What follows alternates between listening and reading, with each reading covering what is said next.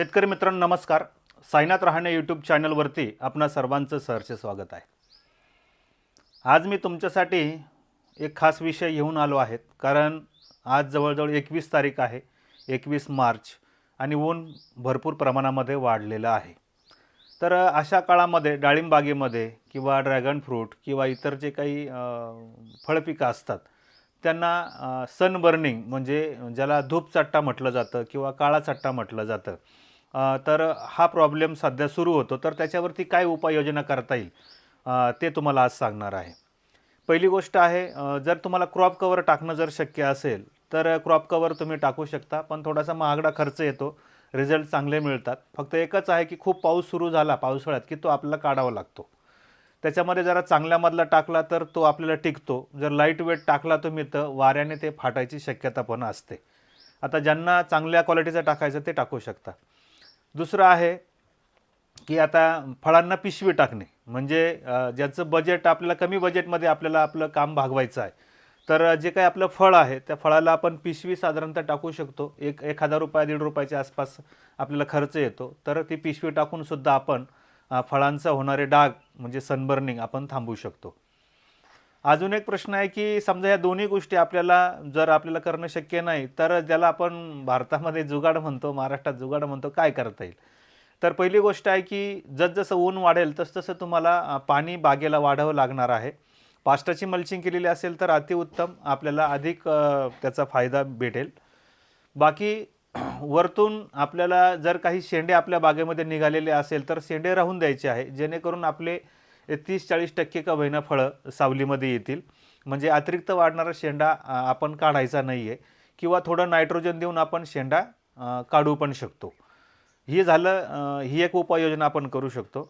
दुसरी उपाययोजना आहे की साधारणपणे जर आपण 15 दिवसाच्या अंतराने जर आपण सिलिकॉनच्या फवारण्या घेतल्या तर त्याचं काय होतं की पानावरती एक लेयर तयार होतो, आणि जसं की व्हाईट कपडे घातले किंवा पांढरे कपडे घातले की आपल्याला ऊन कमी लागतं, आणि जर कलरचे घातले तर जास्त ऊन लागतं. अगदी वनस्पतीमध्ये पण तसंच आहे. येणाऱ्या सूर्यप्रकाशाला थोडंसं परावर्तित करून द्यायचं असेल तर आपण सिलिकॉनच्या साधारणपणे 15 दिवसाच्या अंतराने फवारण्या घेतल्या पाहिजे. आता सिलिकॉन वापरत असताना मार्केटमध्ये विविध सारे ब्रँड नेमने सिलिकॉन आलं आहे, पण तुम्हाला अतिशय चांगलं सिलिकॉन जर द्यायचं म्हटलं तर आपला हा जो ब्रँड तुम्हाला दिसतोय हा नॅनो सील फास्ट म्हणून ब्रँड आहे, आणि अतिशय फाईन क्वालिटीचं या ठिकाणी हे सिलिकॉन आहे. याचे 2.5 ते 3 ग्रॅमने, म्हणजे उन्हाळ्यात आपण याचे थोडंसं ज्याला काय म्हणतो प्रमाण वाढवतो, 3 ग्रॅमने किंवा 2.5 ग्रॅम प्रति लिटर घेऊन याची फवारणी आपण करायला पाहिजे.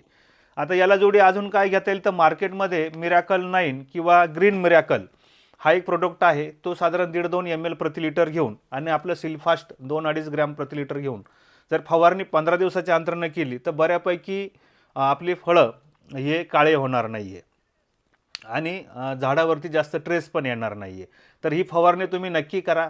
आता कधीपासून सुरू करायची? आता मार्च महिना आहे. मार्च, एप्रिल आणि मेपर्यंत साधारणतः एक 10-15 मेपर्यंत आपण एक 3-4 फवारण्या जर केल्या तर सनबर्निंगपासून आपला बराचसा माल वाचतो. आता काही म्हणतील का करायचा, पण समजा तुमचा मोठा माल आहे आणि तो उन्हामध्ये आहे आणि त्याला जर काळा चट्टा आला तर जेव्हा हे फळ आपण फोडतो तर त्यावेळेस त्याच्यामध्ये दाणे काळे निघतात, आणि असा माल व्यापारी घेत नाही. आणि जर तुम्हाला ₹100 रेट उदाहरणार्थ चालू आहे आणि तुमचं 500 ग्रामचं फळ खराब झालं तर ₹50चं फळ तुमचं खराब होतं. आणि अशा बागेमध्ये जर तुमचंवाला साधारण जर एका एकरामध्ये जर 50 कॅरेट माल खराब झाला तर आपलं खूप मोठं नुकसान होतं. म्हणून या फवारण्या तुम्ही आवर्जून करा. दुसरा ऑप्शन काय आहे तर दुसरा ऑप्शन आहे, हे झालं पावडर स्वरूपाचं सिलिकॉन आहे, हे सिलफास्ट नावाने. दुसरा आपला प्रोडक्ट आहे लिक्विड सिलिकॉन, जे ॲरेंजर नावानं आहे, आणि अतिशय उत्तम याच्यामध्ये आर्थोसिलिसिक ॲसिड 2% म्हणजे लिक्विड सिलिकॉन आहे. याचा वापर तुम्ही 2 ते 2.5 ml प्रति लिटर घेऊन फवारणी करू शकता. याचे पण रिझल्ट चांगले आहे. या दोन्हीपैकी आपण एक प्रोडक्ट वापरू शकतो किंवा आलटून पालटून पण वापरू शकतो. म्हणजे एका वेळेस सिलफास्ट घेतला, दुसऱ्या वेळेस ॲरेंजर, असे आलटून पालटून जर फवारणी केली तर बरेचसे फळं आपले सनबर्नपासून आपण वाचू शकतो. दुसरं असं की सिलिकॉन लागणारं अन्नद्रव्य पण आहे, म्हणजे झाडाला अन्नद्रव्य म्हणून तुम्हाला त्याचा उपयोग होईल, त्याचबरोबर सनबर्न पण वाचेल. तर अशा प्रकारे नियोजन तुम्ही करू शकता. या व्यतिरिक्त तुम्हाला काही माहिती पाहिजे असेल तर स्क्रीनवर आमचे नंबर दिसत आहे, तुम्हाला चांगल्या प्रकारे साईज करायची आहे, चांगल्या प्रकारची सेटिंग करायची आहे, तर साईजसाठी आपला पिकअप 90 चांगला प्रोडक्ट आहे, सॉईल बूस्टर आहे, मायक्रोटनमध्ये आपला ड्रिप वॉल आहे, तर याचा तुम्ही वापर करू शकता. स्लरी करताना PSB KMB याचं पण नियोजन तुम्हाला करता येईल. साईजसाठी हे चांगले प्रोडक्ट तुम्ही वापरू शकता. या व्यतिरिक्त तुम्हाला काही सल्ला किंवा मार्गदर्शन पाहिजे असेल तर आम्हाला कॉल करू शकता. हा व्हिडिओ तुम्ही शेवटपर्यंत पाहिलात त्याबद्दल धन्यवाद देतो. मी साईनाथ रहाणे रजा घेतो. जय हिंद, जय महाराष्ट्र.